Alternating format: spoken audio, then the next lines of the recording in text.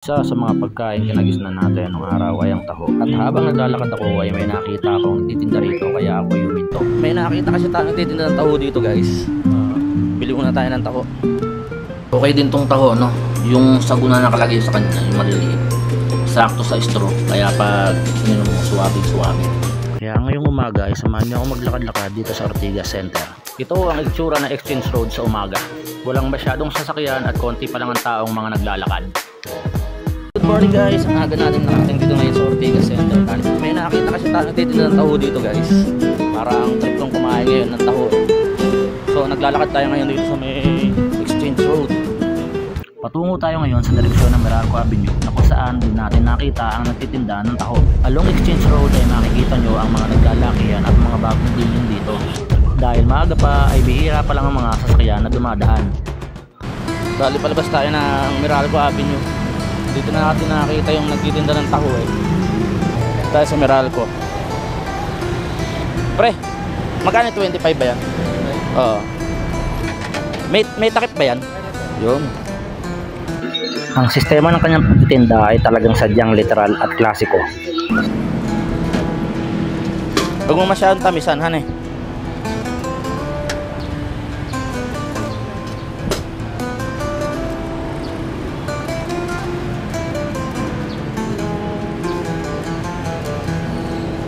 Thank you. So guys, ito yung taho natin oh.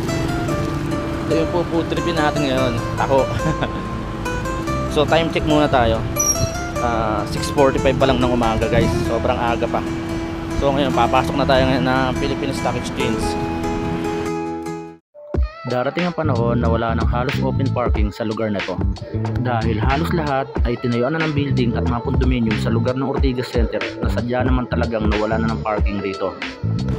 So guys, since 2011 nagtatrabaho na tayo rito sa may stock exchange. Tagal na rin no. So pinagdaanan na rin natin yung pandemic. So konti pa lang ngayon yung mga tao rito ngayon. So dati guys, yung mga matataas na building na yan, dyan dati kami nagpa-park ng motor namin. So tinayuan na ng building. So ngayon, dyan na. Darating yung panahon na wala na mga open parking dito sa Ortigas guys. This is my daily routine here in Ortigas every morning.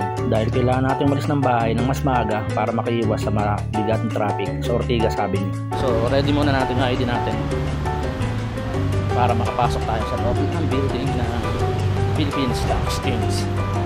Mukhang tropa natin yung babantay ngayon dito. Bago tayo dumiretso sa 29th floor ay dumaan muna tayo sa pinakamaliit na 7-Eleven dito sa Ortigas Center, Pasig City. So, dito tayo sa East Tower ng Philippine Stock Exchange. Muna tayo ng 7-Eleven, bili tayo ng gakas.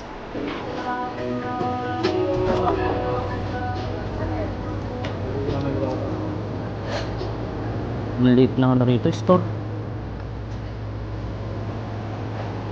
The world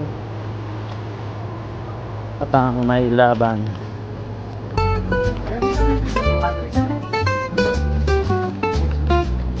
Batang may laban.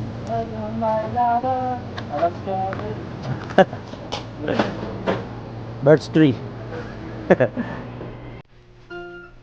So para naman tayo dito na sa Blue's Place. Wala pa masyadong tao kasi sobrang aga pa.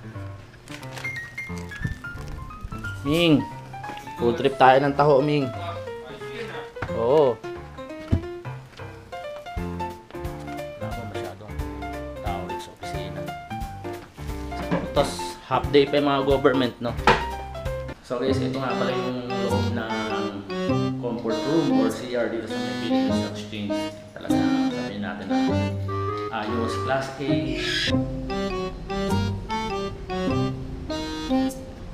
Yung mga tiles, bagong renovate to eh. Talagang makikita mo pa, parang bitaw lang. Kasi guys, yung Philippine Stock Exchange, talaga namang condominium ito. Kumbaga parang office space. Tapos wala naman siyang mga residential room or offices lang talaga ito. Pero ito ang style na to ay condominium talaga. Philippine Stock Exchange condominium, parang yun ang nakikita natin sa mga memorandum na nakalagay sa elevator.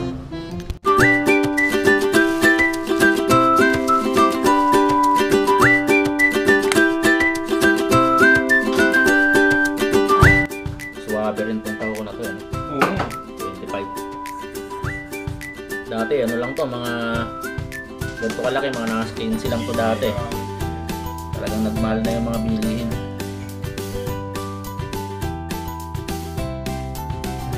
Okay din tong taho, no?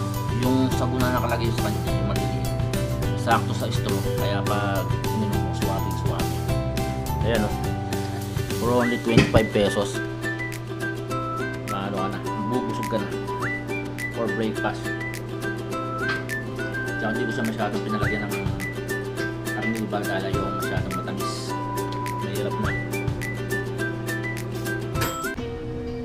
So guys, siguro tapusin ko muna yung video dito. I just want to share my morning routine here in Ortigas. So hanggang sa muli guys, Korean Motovlog po. Salamat.